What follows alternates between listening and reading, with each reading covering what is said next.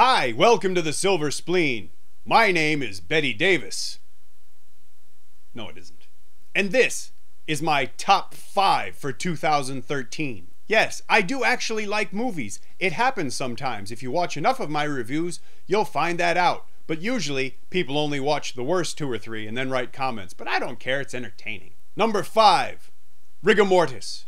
An update on the vampire genre. I really like this film. It was artistic and different and weird and fun.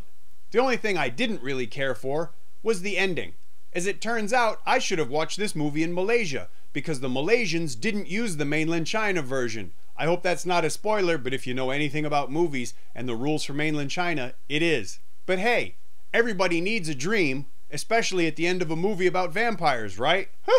Number 4, The Way We Dance. I really liked this movie because it was different. I know it wasn't aimed at me, it was aimed at local teenagers, but at least it gave me a chance to find out about the dance culture in Hong Kong, which again, I'm not particularly a fan of, but it was nice to learn something.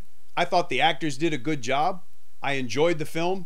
It entertained me, and there was at least one moment in the movie where I had to stop and say to myself, I really need to learn to be a better person. Number 3, Doomsday Party. An independent film produced by Teddy Robin. I really liked this film. It was different, it was a little strange, and it wasn't perfect, but again, it took chances, and that's what really made me admire it. I really enjoyed the acting and the story, and I have to say that while there was some nudity in the film, for a change, it was completely non-exploitative and fit into the story so that it made emotional and narrative sense. Now, I'm not just saying that because Fish Lou looks like this. I'm just saying it because it's true. But I really enjoyed Doomsday Party, and I recommend that you watch it, as well as these other films. Number 2, Benz. A very artistic film. Benz tells the story of a rich housewife and her chauffeur, and the problems that each faces. It's a very slow, kind of deliberate film, but I liked it a lot because, again, it showed me a story that I don't usually see. It had Christopher Doyle doing cinematography, and the story was not only well told, it was extremely well acted. Karina Lau does an excellent job, so you should definitely watch this movie. I realize that all 4 of those are pretty non-mainstream films, so what, you ask, is number 1? You know what? I gotta go with Unbeatable. Why? Well, because it is a populist film, but at the same time, it succeeds on a lot of levels. It's an interesting action film.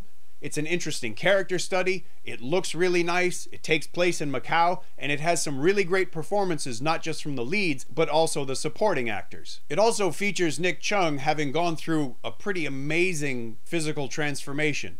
But again, more importantly, he really comes across as a very rich and complex character, and I enjoyed that about it quite a bit. It's not a perfect movie, because let's face it, nothing really is, but it's enjoyable for a lot of different reasons. It's fun, it's touching, and it's very well done. And that's why, to me, it's the best film of the year.